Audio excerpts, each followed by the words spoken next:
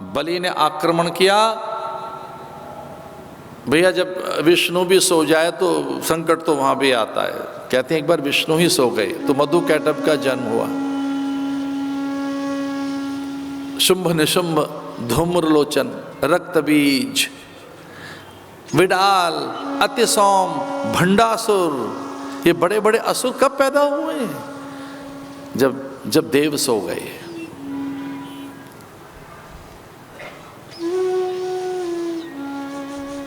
इसलिए जागृत अवस्था रखिए।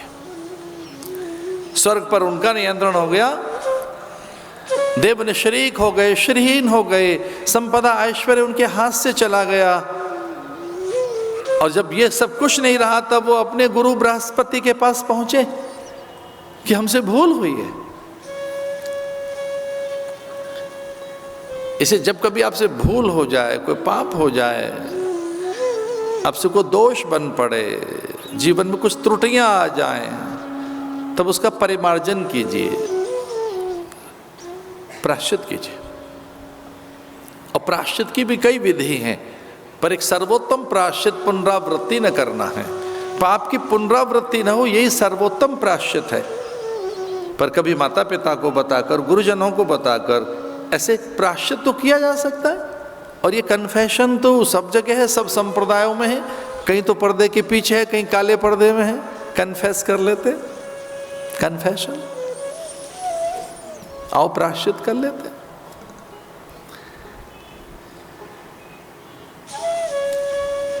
गुरु ने श्रम करने का पाठ सिखाया, आओ समुद्र का मंथन कर ले।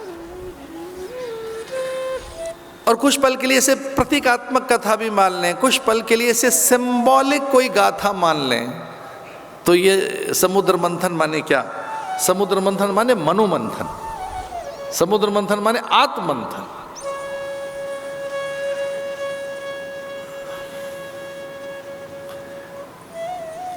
वो क्षण बहुत भाग्यशाली होता है। जीवन का वो पल अत्यंत महनीय और प्रासादिक कहा जाना चाहिए। जीवन के उस पल की अत्यंत प्रशंसा और अभिनंदन होना चाहिए। उस पल का, कौन से पल का? जब आप संकल्पित हो सुधरने के लिए, जब आप संकल्पित हो परिवर्तन के लिए, जब आप संकल्पित हो रूपांतरण के लिए, जब आप संकल्पित हो अपनी दुर्बलता और दैन्य अथवा अपनी हताशाओं से मुक्ति के लिए। वो पल अत्यंत प्रशंसनीय होने चाहिए जब आप सरेआम अपनी कमजोरियों का बखान कर दें, दुर्बलताओं की गणना करके, और कहें कि अब ये नहीं होगा।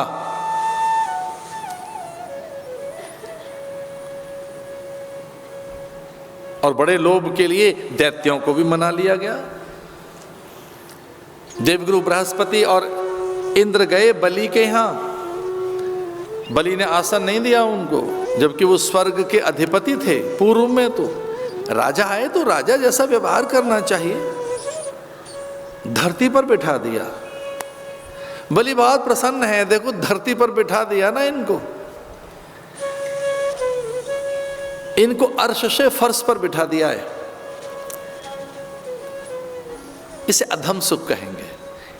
सुख तो सुखी होता है, लेकिन चलो उसको एक विशेषण भी देना हो, एक सुख निकृष्ट स्तर का सुख, बड़े निकृष्ट स्तर का सुख, एक अधम सुख, एक ऐसा सुख जो कभी नहीं लेना चाहिए आपको। पता है वो कौन सा सुख है? कि बड़े आपको प्रणाम करें और आप मनी मन कहें, देखा झुक गए ना हमारे सामने, ये झुक गए ना, जो ज्येष्ठ थे, श्रेष्ठ थे, जो जयी थे, बली थे, पराक्रमी थे, ये जो शासक थे, इनको धूल में बैठा दिया। कभी ऐसा मत करना, ये सुख हमें नहीं लेना चाहिए। क्योंकि स्वभावतः वो निशाचर ही थे, स्वभावतः वो राक्षस ही थे। इसलिए बलि ने इंद्र को धरा पर बिठा दिया, और अब तो बलि को मौका मिल गया, और देवगुरु बृहस्पति को भी क्या मौका मिल गया कि इन्हें अधिक आदर देकर इनके अभिमान को जगाया जाए और ज्यादा काम लिया जाए इनसे। और वो यही हुआ कि मथानी में ये जो वासुकी नाग की रज्जू बनाई जाएगी, तो नाग के फण की ओर आप रहना, हम पूंछ की ओर रहेंगे। हम दुर्बल हैं, हम छोटे हैं, अधिक श्रम आप ही करना। और ध्यान रहे जब अमृत मिलेगा तो मिलकर बांट लेंगे। तो दो वो विचारधाराएं जो परस्पर विरोधी थीं, वो विचारधाराएं जिनमें आपस में साम्यता नहीं, ऐक्यता नहीं, जो विचारधाराएं परस्पर एक दूसरे के शत्रु थीं, वो दो विचारधाराएं एक बड़े लोभ के कारण इकट्ठी हो गईं। तो अमृत की सत्ता हाथ लगेगी, अमृत तो हमें प्राप्त होगा, ऐसा जानकर दो विपरीत विचारधाराओं के प्राणी इकट्ठे हो गए। और कोई मुझसे पूछे कि ये क्या हुआ, तो तभी से गठबंधन की प्रवृत्तियां पैदा हो गई। गठबंधन न्यूनतम कार्यक्रमों पर आओ कर लें।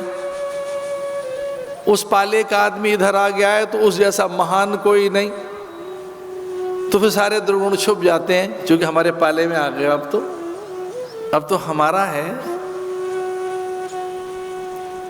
ये दोनों इकट्ठे हो गए। और ये देखो युति कैसे बनी, देवगुरु बृहस्पति और शुक्राचार्य।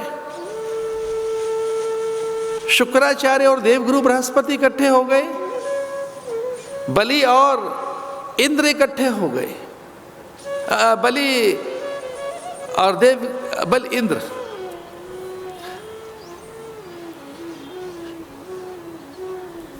प्लोमा, वृषपर्वा, नमूची, यम, वरुण, कुबेर मंथन करने लगे। ये समुद्र मंथन की कथा जैसे मानो मनोमंथन की कथा है। और जैसे आप मन को मथने लगेंगे तो पहले विषय है, विकार है, निंदाएं, हेयताएं, तयाज्यताएं, अग्राह्यताएं, अमान्यता, अपूज्यताएं, दाहकताएं, मारकताएं। मन में सहसा पहले क्रोध है, लोभ है, मोह है, मत्सर है, अहंकार है, असूया है।